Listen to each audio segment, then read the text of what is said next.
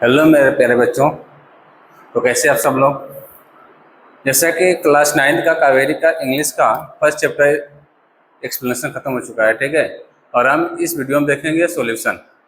Solution में आपको क्या मिलेगा, तो पूरा एक्सरसाइज मिलेगी आपको पूरा क्वेश्चन आंसर के साथ, और कैसे होगा सारा चीज़ें देखेंगे, ठीक है। तो ब्याज न करते हुए सीधा हम लोग आते हैं उसी पे सॉल्यूशन की तरफ, ठीक है।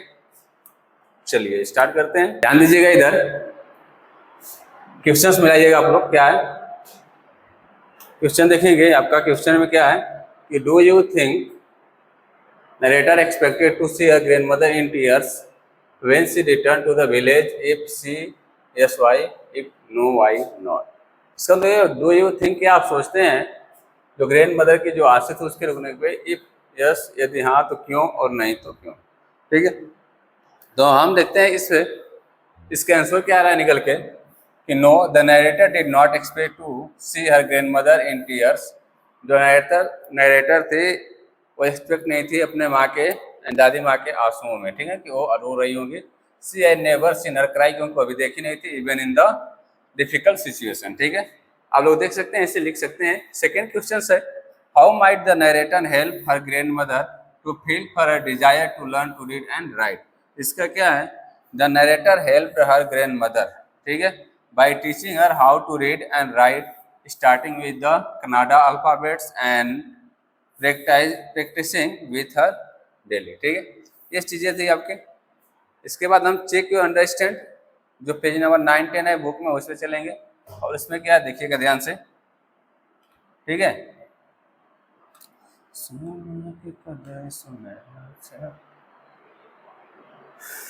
देखिए इसमें क्या कह रहा है, state whether the following sentence are true or false, ठीक है। तो कौन सा ट्रू है कौन सा फॉल्स है, तो इसमें देखेंगे सीधा सा। आपका फर्स्ट वाला क्या है, true. Second, she did not us, कोई रीजन नहीं था तो false. True true true false. और इसको देख लीजिएगा, ठीक है। क्वेश्चंस अपने बुक से आप लोग मिला लीजिएगा, क्वेश्चंस बुक में दिया हुआ है, हम सिर्फ आंसर बता रहे हैं, ठीक है। आगे चल के इसका आंसर बताएंगे क्वेश्चन के साथ। अभी जो जरूरत है उसको देख लीजिए, ठीक है। थर्ड पेज पे चलेंगे। यहाँ पे देखिए ये क्या दिया रहा है आपको कि रीड द एक्सट्रैक्ट, ठीक है। क्या दे रहा है, एक मिनट, इसको हम बोल्ड कर लेते हैं थोड़ा सा, ठीक है। चलिए ए हाँ, और कलर रेड ही रहेगा, ये रहा आपका, ठीक है। और क्या कह रहा है, रीड द एक्सट्रैक्ट, ठीक है, given below and answer the question that follow. मतलब कि इस पैराग्राफ को पढ़ना है, इस एक्सट्रैक्ट को पढ़ना है, और इसके अनुसार क्या करना है, आपको आंसर देना है, ठीक है। फर्स्ट है when I came back to my village, जब मैं गांव वापस आई, I saw my grandmother in tears, तो देखा, क्या देखी, मेरी जो दादी माँ थी वो रो रही थी। आई वाज सरप्राइज, मैं सरप्राइज हो गई। For I had never seen, क्योंकि वो कभी भी क्या कर रही थी, कितना भी डिफिकल्ट सिचुएशन हो, कभी भी अपनी दादी माँ को रोते हुए नहीं देखी थी, ठीक है। इसके बाद है Avva is everything all right, are you okay, I used to call her Avva which means mother the Kannada spoken in the north Karnataka. इसको आप देखे होंगे, मैं ऑलरेडी समझा चुका हूँ, पूरा एक्सप्लेन कर चुका हूँ, और अच्छे से एक्सप्लेन देखना है, पूरा हिंदी में कर रखा हूँ, तो आप जाकर वहाँ देख सकते हैं, ठीक है, नो डाउट्स। आप देखेंगे है क्या, तो complete the following sentence with the appropriate options. इसमें फॉलोइंग सेंटेंस जो है उसको कंप्लीट करना है। तो दिया है the phrase never seen her cry in the most difficult situation tells us that the grand mother was. इसका मतलब क्या है, क्या कह रहा है कि फ्रेज में नेवर सीन, कभी नहीं देखी, क्राई में चिल्लाते हुए, किसी भी सिचुएशन हो, कोई भी सिचुएशन है, कभी रोते हुए अपनी माँ को, दादी माँ को नहीं देखी थी। तो टेल ग्रैंड मदर वाज, तो और माँ को क्या कह रही हैं, तो स्ट्रांग विल, अंडरस्टैंडिंग, कंसिडर्ड, या फिर बोल्ड। यहाँ क्या हो जाएगा, स्ट्रांग विल्ड, ठीक है ना, क्योंकि उनकी जो इच्छा शक्ति वो क्या थी, बहुत ही मजबूत थी। विल, क्योंकि उनकी जो इच्छा शक्ति थी बहुत ही ज़्यादा मजबूत थी और बहुत स्ट्रांग थी, ठीक है। आगे देखते हैं नेक्स्ट क्या है, इसमें क्या है उसको देखेंगे। तो सेकेंड क्या है, कंप्लीट द फॉलोइंग सेंटेंस, वो भी कंप्लीट करना है। Grandmother did not reply when the narrator asked if she was all right because she might have been to, ठीक है। अब क्या हो जाएगा, इमोशनल, टायर्ड, टू रिस्पॉन्ड, क्या थी वो, इमोशनल थी, जिसके वजह से जब रिप्लाई दी क्या हो जाएगा, ग्रैंडमदर डिड नॉट रिप्लाई, कोई रिप्लाई नहीं दी। व्हेन द नरेटर, जब नरेटर पूछी if she was all right, वह सब कुछ सही थी, बिकॉज क्योंकि she might have been too emotional to respond. ठीक है, मतलब रिस्पॉन्ड में क्या थी, बहुत ज़्यादा इमोशनल थी, जिस वजह से रिस्पॉन्ड नहीं दे पा रही थी। तो क्या हो जाएगा यहाँ पे, इमोशनल। ठीक है, इसके बाद तीसरा क्वेश्चन देखेंगे, आप लोग ध्यान से देखिएगा। तीसरा क्वेश्चन क्या है, identify the clue from the extract that indicate a rural setting with traditional customs. तो इसका है the extract show a rural, इसका आंसर क्या हो जाएगा, the extract show a rural setting through the description of the open terrace where the family slept on a summer night under the full moon reflecting simple village life style tradition custom. ठीक है, clue क्या मिलता है, कैसे contract में जो दिया indicate क्या करता है कि रूलर सेटिंग होती है वो ट्रेडिशनल, क्या ट्रेडिशनल होता है जिसकी वजह से ये दिया हुआ है। ठीक है, इसके बाद 4 देखेंगे, तो 4 में क्या है इसको देखेंगे, ध्यान दीजिएगा। Which lines of the extract establish a teacher a tender atmosphere. तो the line that create a tender atmosphere are when Avva sit next to the narrator under. ठीक है ना, ये चीजें आपका देख लीजिएगा। और इसके बाद हम देखेंगे class question 5, which of the following aspect is not emphasis in the given extract. तो क्या हो जाएगा, second the grand mother, sorry क्या हो जाएगा, the grand mother regret over her lack of education, अपने एजुकेशन की कमी का क्या कर रही थी, रिग्रेट कर रही थी। ठीक है, इस चीजें आगे देखेंगे नेक्स्ट पेज पे। ये एक्सट्रैक्ट सेकंड दिया हुआ है, ये क्या दिया हुआ यहाँ देखेंगे, I have decided I want to learn the Kannada alphabet tomorrow onwards, I will work very hard, I will keep Saraswati. ठीक है, पूजा। हाँ, मतलब कि वो क्या कर रही थी, वो डिसाइड कर ली थी कन्नड़ लैंग्वेज सीखने के लिए कल से, यानी आने वाले अगले दिन से। ठीक है, और ये भी डिसाइड कर थी कि सरस्वती पूजा आने तक क्या कर लेंगी, वो पूरी तरह से कंप्लीट हो नॉवेल पढ़ लेंगी और सीख सकती हैं। ठीक है, तो आगे देखेंगे इसमें क्या है, for a good case if you are determined you can overcome. यहाँ देखेंगे तो क्या हो जाएगा, what does the grand mother's statements I want to be independent reveal about her characters. क्या रिवील करता है उनके कैरेक्टर को, देखिएगा। आपको ये 4 ऑप्शन दे, तो सी डिजायर सेल्फ सफिशियंसी, वो सेल्फ सफिशियंसी बनना चाहती थी, उनका डिजायर इच्छा ये था। ठीक है, सेकेंड क्वेश्चन,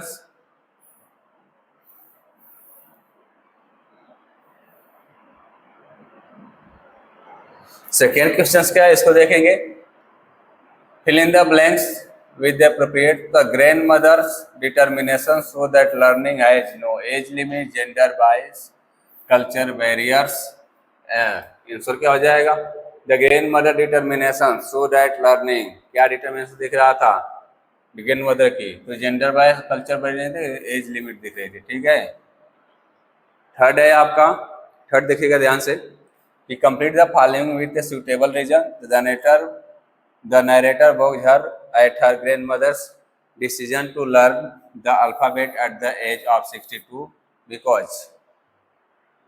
ठीक है, तो सी थॉट क्या सोची थी वो, she thought it was unusual for an elderly person with grey hair wrinkles and to start learning something new with so much responsibilities especially at this age। Answer जो दिया जा रहा है बेटा, वो एक्सट्रैक्ट जो दिया हुआ है, अभी हम जो रीड करेंगे, आप लोग सेकंड जो एक्सट्रैक्ट दिया उसको रीड कर लीजिएगा, उसी के अनुसार दिया है, क्योंकि मैं पीछे जो जितना एक्सप्लेन किया गया वो सब में पढ़ा चुका हूँ। ठीक है, आगे देखेंगे आपका fifth, list any 2 quality displayed by the grand mother. तो क्या क्या था, 2 क्वालिटी डिस्प्लेड क्या था, grand mother are determination and perseverance. ठीक है, फिफ्थ है, how can we say that the narrator is making consuming about her grand mother. तो क्या वी कैन से, हम लोग क्या देखे, द नरेटर कहते हुए is making assumptions about her grandmother because she loved and doubted that someone of 62 could learn the alphabet, thinking that her age and daily chores would prevent her from succeeding। ठीक है, ये था आपका extract 1 और extract 2। अब आगे देखते हैं अगला क्वेश्चंस क्या है, answer the following questions.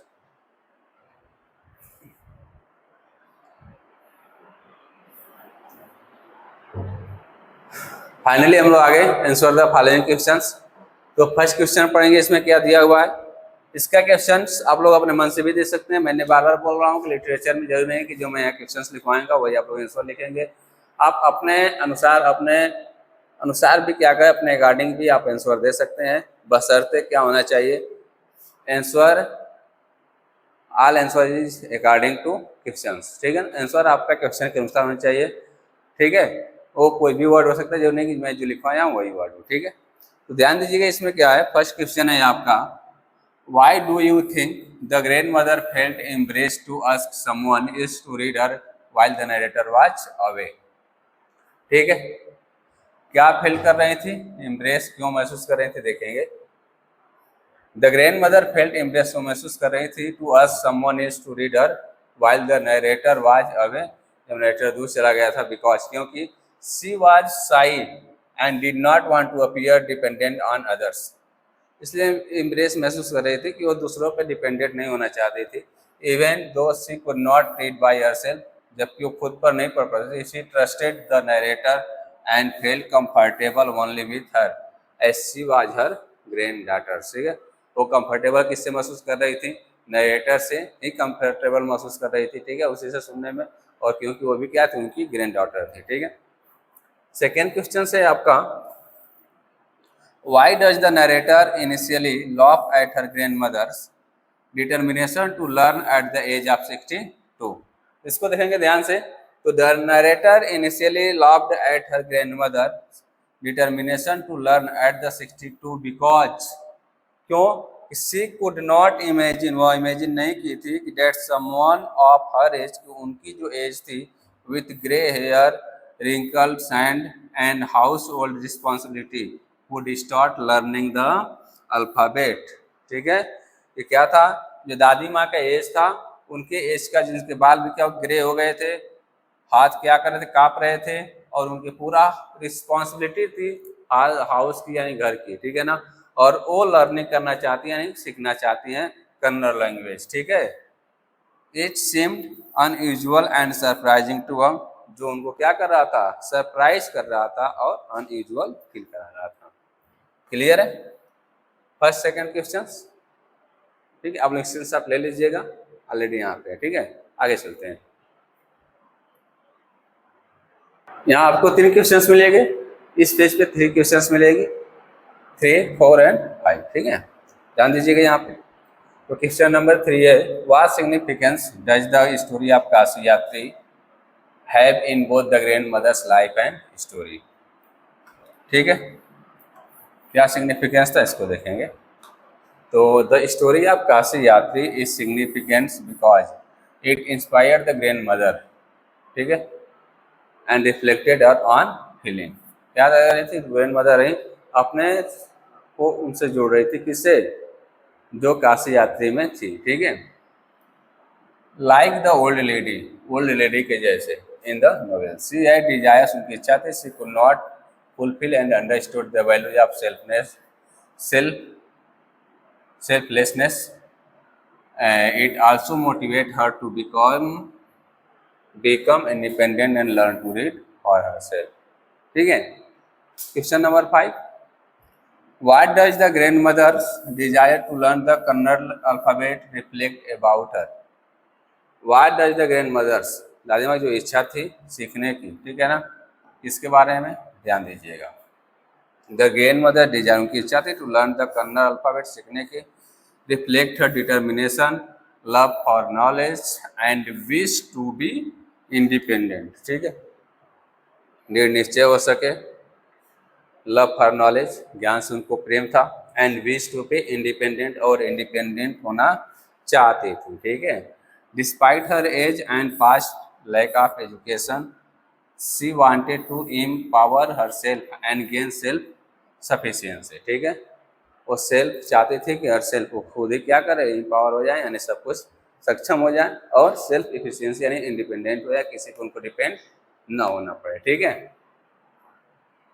Question number 5 है, what lessons can we infer from the grandmother's action of touching the narrator's feet. What lesson can we infer ठीक है। फ्रॉम द ग्रैंड मदर द्वारा जब उनका टच फिट नरेटर का touch feet किया गया था तो उनका क्या था, from the grand mother action, grand mother action था तो आप टचिंग नरेटर फिर we learn that respect for teachers is timeless. ठीक है, वी लर्न दैट रिस्पेक्ट, हमें रिस्पेक्ट करना चाहिए टीचर्स का, टाइमलेस, उसके लिए कोई टाइम नहीं होता है, मतलब कि उस पर कोई एज डिपेंड नहीं होता है कि टीचर्स कोई भी हो सकता है, कितना भी एज हो, एज से कोई डिपेंड नहीं होता है। And learning and effort are worthy of honour, it shows humility, gratitude and that age of gender does not repeat limit the respect one can give to someone who teaches with love and dedication. ठीक है, ये चीज़ें थी जो क्या करना चाहती थी वो, जो ग्रैंड मदर जब अपना वो टच फिट जो टच की तो उनका ये सब मानना था, इसी वजह से वो क्या कर रहे थे, टच फिट की थी नरेटर की। ठीक है, नेक्स्ट है आपका 6-7। तो आप क्वेश्चन नंबर 6-7 की तरफ चलते हैं हम लोग, इसको देखेंगे ध्यान से, नहीं समझ में आ रहा है तो आप लोग कमेंट कर दीजिएगा, और इस पर कुछ एक्स्ट्रा क्वेश्चंस भी आएंगे जो मैं आपको देने की कोशिश करूंगा, एक्स्ट्रा क्वेश्चन। ठीक है, तो ध्यान दीजिएगा आप। What does the following line tell us about the broader theme of the story. तो for a good case if you are determined you can overcome any obstacle. ठीक है, the line for a good of case, इसके लिए जो line है, क्या line होगी, if you are determined है तो you can overcome any spectre, highlight the broader theme of the story. इसमें जो स्टोरी में किया गया है, which is that determination, perseverance and the desire to achieve something meaningful can help a person overcome challenges regardless of age, circumstances. It shows that obstacles like ego, lack of education or social expectation can be overcome with willpower and commitment. ठीक है, next question number 7 ध्यान दीजिएगा।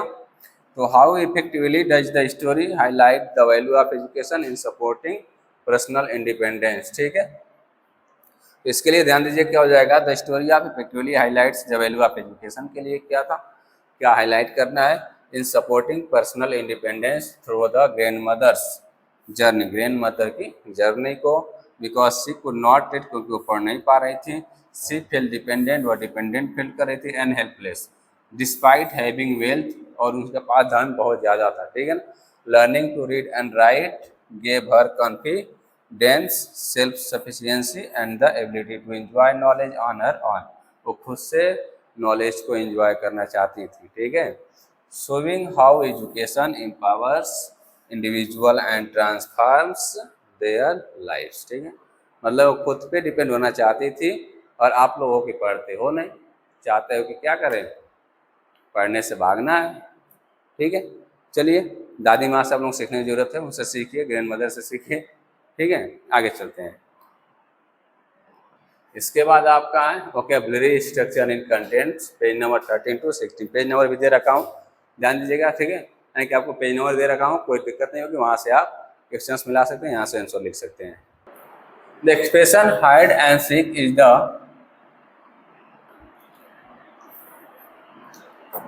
The expression hide and seek in used in the text, this is called binomial. ठीक है ना, जैसे hide and seek, ठीक ना, इसी को टेक्स्ट को क्या करते हैं, बाइनोमियल कहते हैं।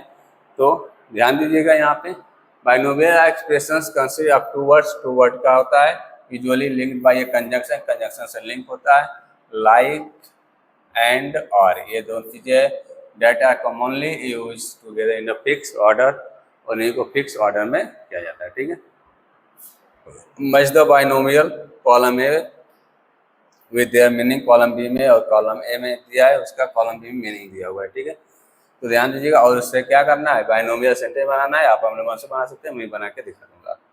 तो फर्स्ट है आपका, थोड़ा सा इसको इधर खींचते हैं, छोटा कर लें, चलिए दिख रहा है क्लियर।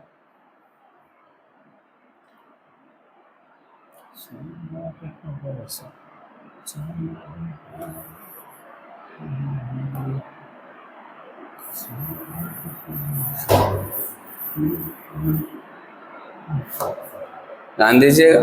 ठीक है, सिंक और स्विम, तो इसकी मीनिंग क्या होगी? सक्सीड और फेल विदाउट हेल्प, ठीक है। ऑन एंड ऑफ, तो समटाइम्स ओकेजनली, समटाइम्स या ओकेजनली होगी। मिक्स एंड मैच, तो इसका होगा put different things together to get a range of possibilities, ठीक है। ऑल और नथिंग, तो something to be done completely और नॉट एट ऑल, ठीक है। पार्ट एंड पार्सल, तो complete, part are a belonging to, और पिक एंड चूज का choose only the best things people are, things और पीपल, ठीक है।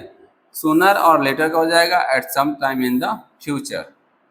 लिप्स एंड बाउंस का इंक्रीज और डेवलप्ड वेरी क्विकली, ठीक है। ये चीज़ें हैं, ध्यान दे दीजिएगा। इस स्क्रीनशॉट ले लीजिए और अपना एक्सरसाइज कंप्लीट कर लीजिए जो भी बुक में कंप्लीट करना है, ठीक है। आगे चलते हैं।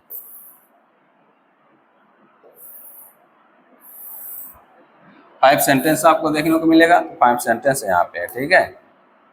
चलिए इसको इरेज करते हैं।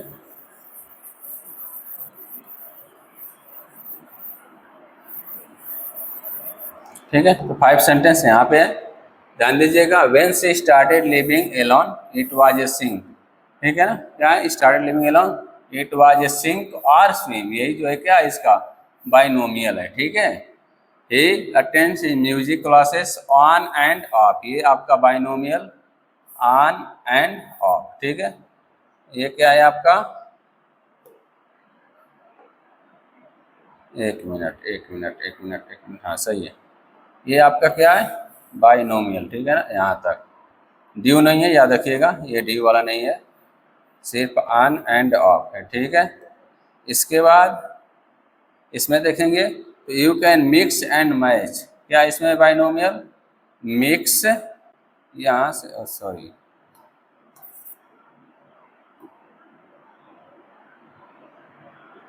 मिक्स एंड मैच, ये है बाइनोमियल, ठीक है। ध्यान दीजिएगा। Learning from mistakes is part and parcel, इसमें क्या है बाइनोमियल? तो पार्ट एंड पार्सल, इससे मिलके ये सेंटेंस बनाया गया है।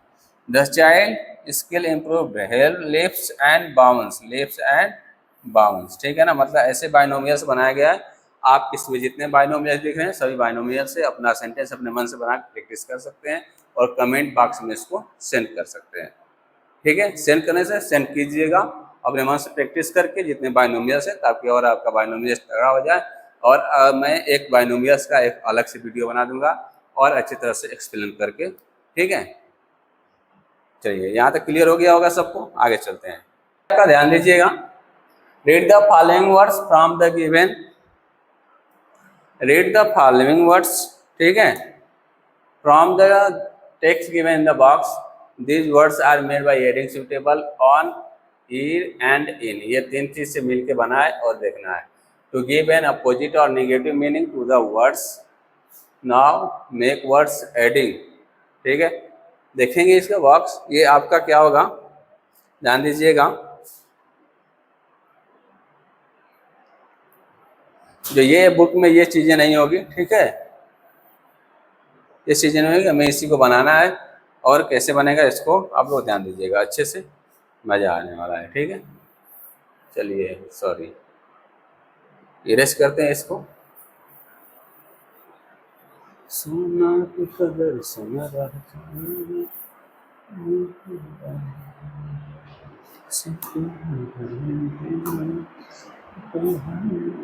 पहला क्या है? पॉपुलर, तो पॉपुलर में यानी ऐसे आप लोग ऐड कर सकते हैं। ये नहीं समझ में आ रहा होगा, मैं रेड ही ले लेता हूँ, ठीक है, रेड नहीं ग्रीन लेता हूँ।